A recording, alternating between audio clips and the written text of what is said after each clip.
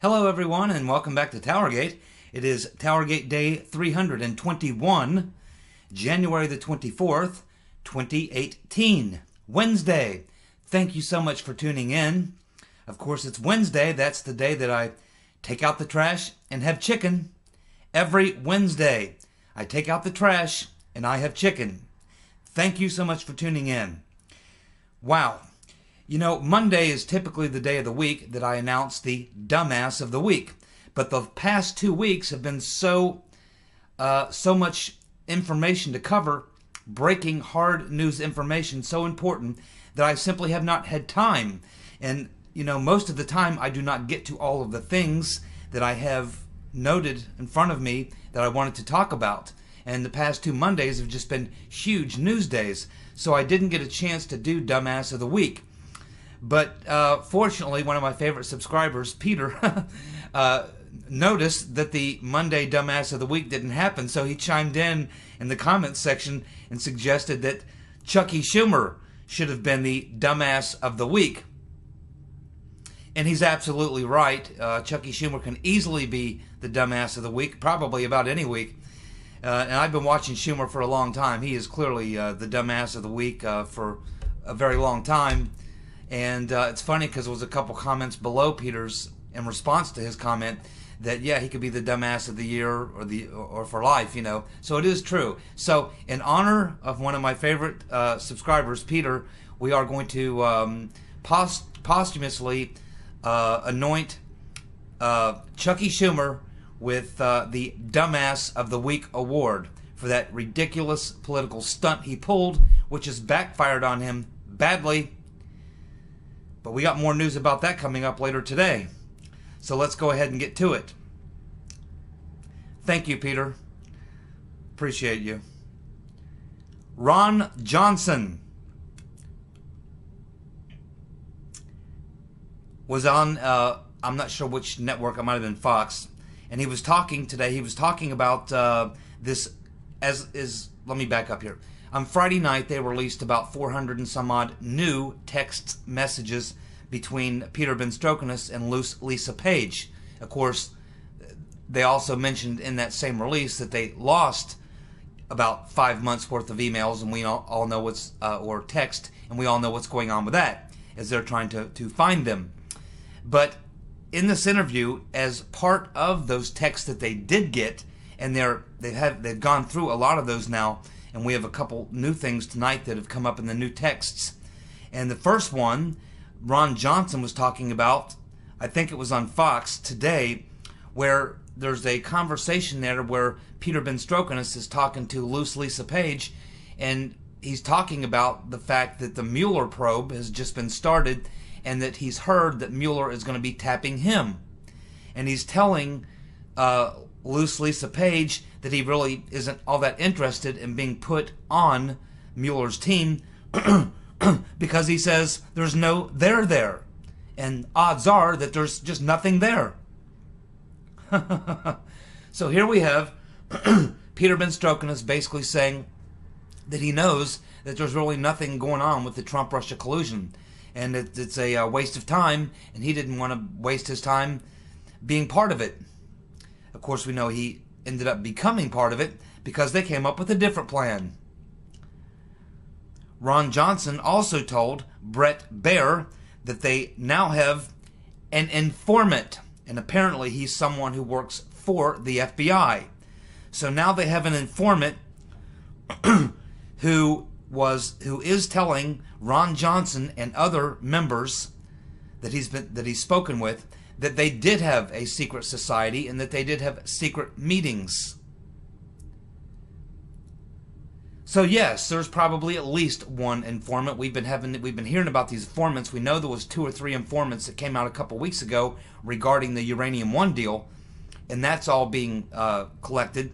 But now we're finding that there's at least one FBI informant who's now come forward and is talking to some Republican members of Congress. I don't know which committee, but it's Ron Johnson's committee, I assume, which is he's Homeland Security and Governmental Affairs.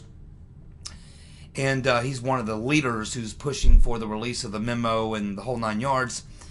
And so he's now saying that they actually do have at least one informant. And you're going to see a lot of this in the weeks to come, because when the cost of becoming a patriot becomes very, very low, the probability of people coming out to become patriots becomes very, very high. Meaning, when there is very little risk to coming forward, people will come forward. When they perceive there's a great risk to coming forward, they don't come forward. And so now we have a lot of people who believe that there's less risk. Why? Because they see the house of cards collapsing. And they know that when they come to someone in Congress, a member of Congress or someone like that, or even go to a journalist or something like that to blow the whistle, they know that they'll be treated much differently now than they would have been treated a year ago.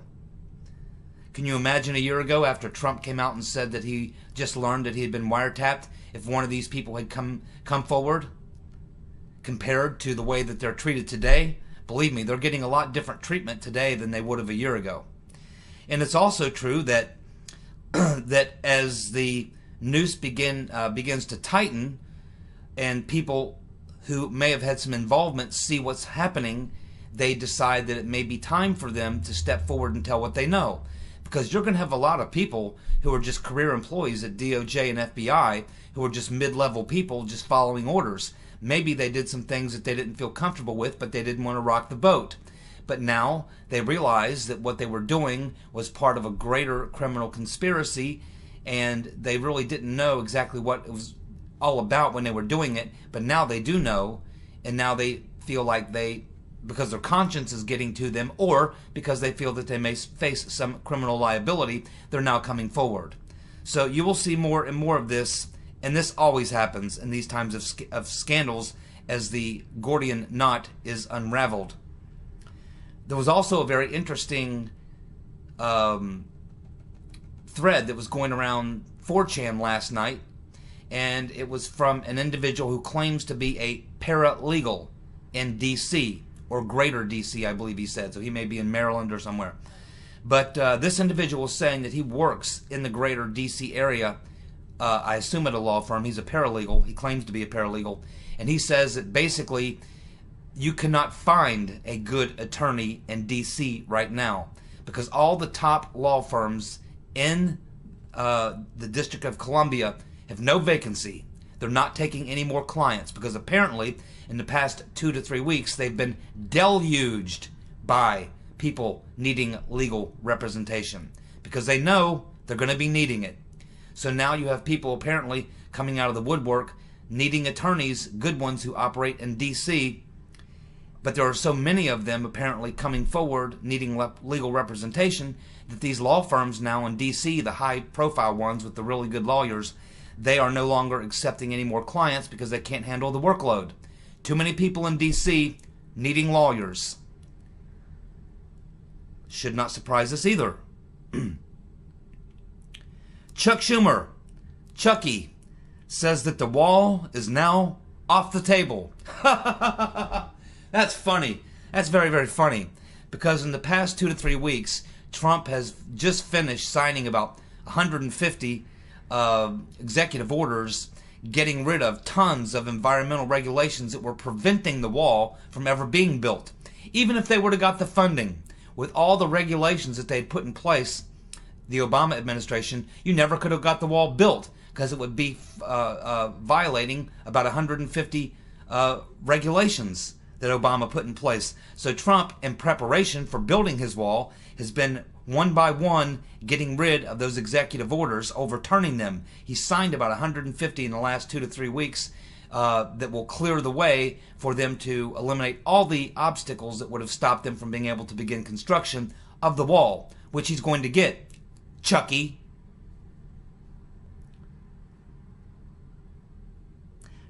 Trump is denying that Christopher Wray threatened to quit over being forced to fire Andrew McCabe. He's saying it's not true. Now, I don't know if he's saying it's not true that they tried to get him to fire McCabe, or if it's not true that Christopher Wray threatened to quit if he was forced to fire McCabe. But I think that that's what I heard on the news, on the radio on my way home, was that it was a brief soundbite of Trump saying it's absolutely not true. And then that's all they really played. And then you get the media person, the news person, saying that it was about Christopher Wray having to fire McCabe. And apparently Trump saying, no, that's not true. Chris Wray did not threaten to quit if he would have been forced to fire McCabe. So who knows what the real story is on that. Peter Benstrokinus has hired David Boies. He's Harvey Weinstein's lawyer, and he's a big friend of the rotten Reverend Clinton and a big donor to the Hillary Clinton campaign in 2016. Now, Mr. Boies works for one of the biggest and most expensive law firms in the entire country. You got to have a lot of money to have David Boies represent you, or anyone at that law firm. Where did Peter Benstrokinus, on an FBI agent's salary, get the money for an attorney like David Boies? This guy represents millionaires and billionaires. He's one of the highest priced lawyers in the United States. You have to have a lot of money to get Mr. Boies to represent you. And why does Peter Benstrokinus need a lawyer?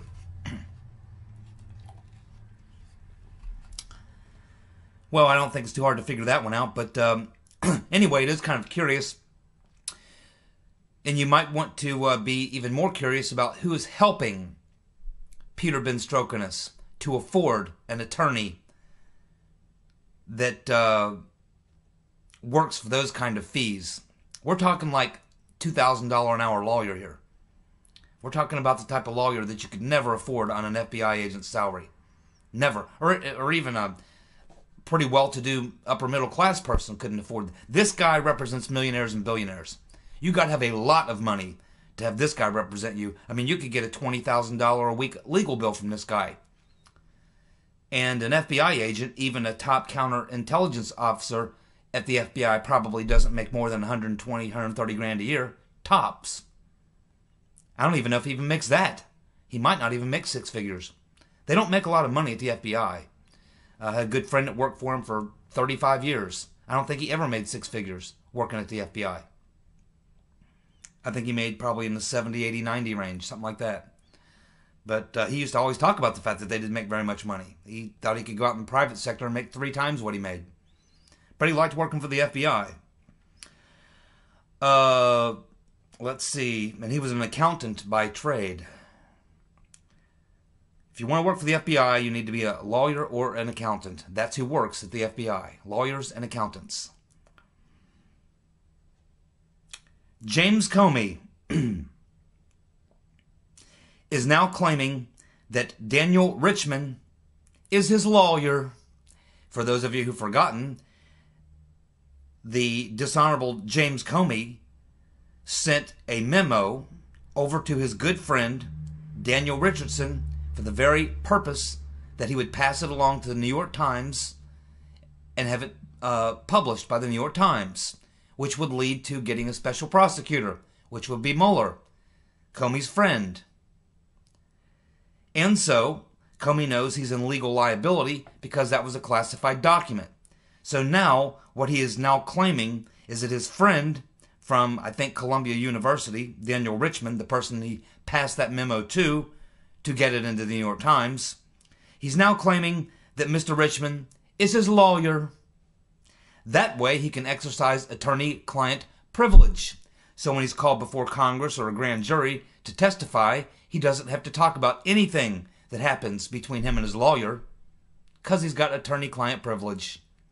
So now he's saying that Daniel Richman was actually not just a friend and a professor at Columbia University, but he was actually his lawyer. Well, you know, that's not going to fly unless it's true, and it's still probably not going to help him. All they need to do is go back and look at the records of when Mr. Comey retained the services of Mr. Richman. Shouldn't be too hard to find. It looks like to me that Mr. Richman has just been drug in to something he probably would not rather be a part of. But it looks like his good friend, the dishonorable James Comey, has now put him in some legal jeopardy. Because I kind of doubt that this is true. And if he cannot produce some accounting records and some checks being deposited into the account of Mr. Richmond or his law firm for services rendered, then they'll only have one of two choices, and that will be to admit that Comey was lying and that Mr. Richmond was not under retainer at that time, or they will try to create some documents and backdate them, which is also very tricky. Very, very tricky business that you're getting into now, and that would also bring his friend, Mr. Richmond, into a criminal conspiracy that he probably doesn't want to be a part of. James Rybicki has resigned. He was one of the people on that list that was going to be testifying in front of 3 different committees. He was James Comey's chief of staff. He was also deeply involved in the exoneration and writing the exoneration letter of the rotten Reverend Clinton. He's also involved in almost all of this other stuff as well. Up to his eyeballs. He's the chief of staff for the FBI director. He was the chief of staff for Comey, and when Christopher No Shit Sherlock Ray came in, he became Christopher No Shit Sherlock Ray's chief of staff as well. But now it appears that since he's been called to testify, he's going to pull a Lois Lerner. He's going to quickly resign before he has to testify. Why is that? Well, because if you're a acting current government employee and you plead the fifth, that's almost the same as, first of all, it really pisses people off. Second of all, it's almost admitting that you're guilty. And you can be absolutely guaranteed that you are going to be subpoenaed in front of a grand jury when you do that. That's what you're guaranteeing. But if you're not a government employee, you can plead the fifth and have certain protections. So that appears to be the strategy of Mr. Rybicki. So now we can expect that when he appears before those 3 committees in the next week or 2, he was supposed to appear sometime this week, maybe next week, that he's probably just going to plead the fifth on every question. When his effective date of leaving the FBI is, I do not know. But we haven't been given a date. We just learned today that James Rybicki, former chief of staff to the dishonorable James Comey, is decided to check out and retire. And let's keep in mind, Christopher Wray is also planning on retiring within the next 12 months because he too will be reaching that point where he can retire with his full pension and benefits. In the months of the missing text messages between Peter Benstrokinus and the Lisa Page is the very time when major amounts, explosive amounts of unmasking requests were done by Samantha Power and Susan Rice. Exactly during the time when Susan Rice and Samantha Power were doing an explosive amount of unmasking requests on Trump and team members, is exactly during the time period which those text messages have disappeared. The disappeared text messages when all this went on. Just more unbelievable proof that it was no accident that those text messages have come up missing. And they'll get them. If they want them, they'll get them. We're learning from a tech person that these text messages could have only been deleted by someone inside the FBI. And if they were also, because the NSA collects all of our data, and we know that, all of it. So if they go to find them at the NSA and they're gone from there as well, then we'll truly know that there was a criminal conspiracy to destroy these texts, messages from Peter Benstrokinus and Lisa Page. Because they could only have been deleted. It's not like they could just delete them on their phone. They were using FBI-issued Samsung 500 phones. which belong to the FBI. And everything that's communicated on them belongs to the FBI, to the government. And that would also be collected in the general collection at the NSA with everything else. And if they can't find them, let me tell you who will have them. The Israelis. The Israelis own the company out there in Arizona, which is connected right into the backbone of the major internet feed.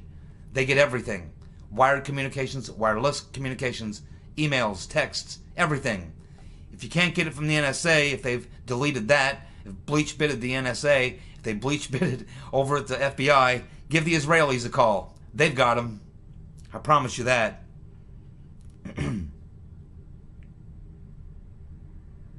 Wow. Here's another bombshell that came out of those 400 and some odd text messages that were received on Friday night. And this is a true bombshell. This probably explains the insurance policy better than anything we've seen up to this point. And this is a text message from Peter Benstrokenis to Lisa Page, which he basically says that the Russia probe is an investigation leading to impeachment. Peter Benstrokenis is telling Lisa Page that the Russia probe is an investigation that's leading to impeachment. Part of that insurance policy, I imagine. Boy, they sure paid a high premium, and now they've had the collision, and they've got a very, very high deductible. It will be measured in terms of years of incarceration, not dollars and cents. Hey, Chucky Schumer was recently spotted in a swanky New York restaurant having dinner with the son of George Soros. Did you know he had a son? Yeah, I did. He's going to pick up right where Daddy-O left off. As long as he doesn't go back to Hungary, he'll be fine. That shouldn't surprise us. Last night, there was a letter circulating around, and I don't know, it hasn't been confirmed or not confirmed, but I read it, and apparently it is a letter that was written by the Inspector General's office, Mr. Horowitzs, the custodian, and the letter was addressed to Ron Johnson, who's chair of the Homeland Security Committee and the Government Affairs Committee. The letter is from last summer, this past summer of 2017, and in that letter, he states the dates, the 2 different dates of which he requested all of the Peter Benstrokenis and Lisa Page texts. And he says that he received them all. And this would cover the period in question. So now the question is, did Inspector General Horowitzs, does he know that those text messages are part of what he received? Or does he know that they were just part of what he requested and he assumes they were received? Because if we find out that Inspector Horowitzs has those emails, those texts, and that now that we're being told that they are missing, that is a problem. That is a problem that someone is going to have to explain, and it's not explainable because it would indicate a lie, another lie, lying about evidence in a criminal investigation is called obstruction of evidence. That is also a felony. You see, Watergate was a B&E. It was a breaking and entering. You know, it's a felony, but, you know, it's not a major felony. It's a fairly minor felony. You do B&E, you do 6 months, and you're out. But in covering up the B&E, the Nixon administration committed 17 high-level, very, very high-level felonies to cover up the one small felony. They committed 17 gigantic crimes to cover up one small one. And this is what you see happening now. Lots of crimes being committed to cover up the original sin. Chris Wray. A lot of people want to know in the comments section. I read it all the time. I know where you guys are coming from. You're upset. Why did Trump appoint Chris Wray? Well, here's the backstory to Chris Wray. Apparently, well, you know, Chris Wray was Chris Christie's lawyer. He's the one who defended Chris Christie in his lawsuit that was going on back in the summer about the Bridgegate thing that went on. Well, Chris Wray was the attorney for Chris Christie. Chris Crispy, Krispy Kreme man. Well, Chris Crispy was on the short list to be VP. He was apparently down in the top 4 of people that was going to be VP.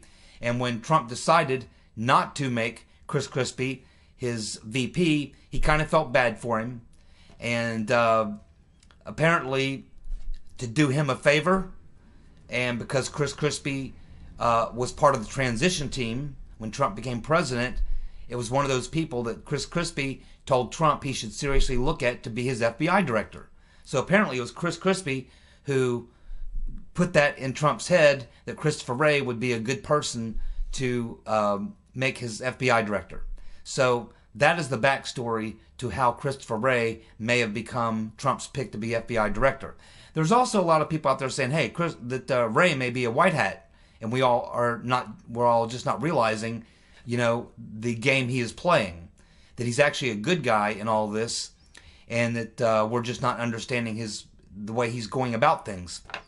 And the theory is that it's a lot easier to observe and monitor and investigate someone in the FBI if they're still working for the FBI, still working for the agency, where you can observe them and surveil them or monitor them or what have you, investigate them, than it is if they quit or if they're fired.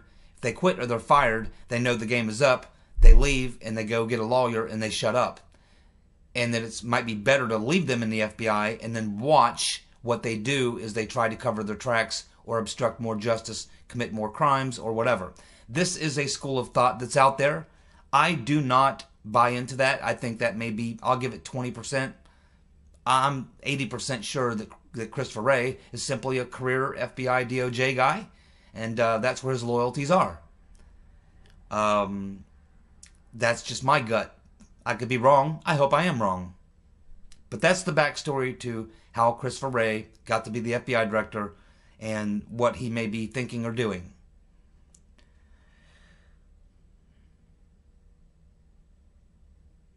If Peter Ben Strokinus and Lisa Page were having an extramarital affair, and they are both married, by the way, and he is number 2 man in counterintelligence, and they were using unsecure phones, we understand, because they quit using their regular phones because they didn't want to be monitored.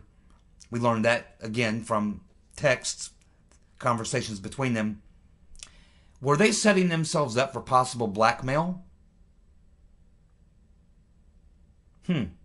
You would think that Uncle Bob Mueller, the executioner, would have figured that one out. If he knew that they were having this affair, that they're both married, that they're using unsecure phones, they know good and well the Russians and Chinese and everyone else in the world are constantly trying to tap into the conversations of law enforcement, FBI, CIA, and people like that.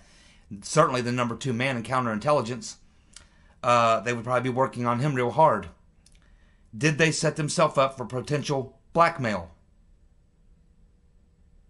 That's a very good question that Mueller should have asked himself before he appointed them. But of course we know what team he's playing on, don't we? Okay, I guess we have to go here. John, who leaves some really good comments and links in my YouTube videos, left a link that I checked out. I couldn't watch the whole thing because it was too long. I didn't have time. Maybe I'll get back to it. But I get the gist of the video. It's not the first time I've heard that in the past 24 hours. What I'm talking about is the fact that we look at this issue.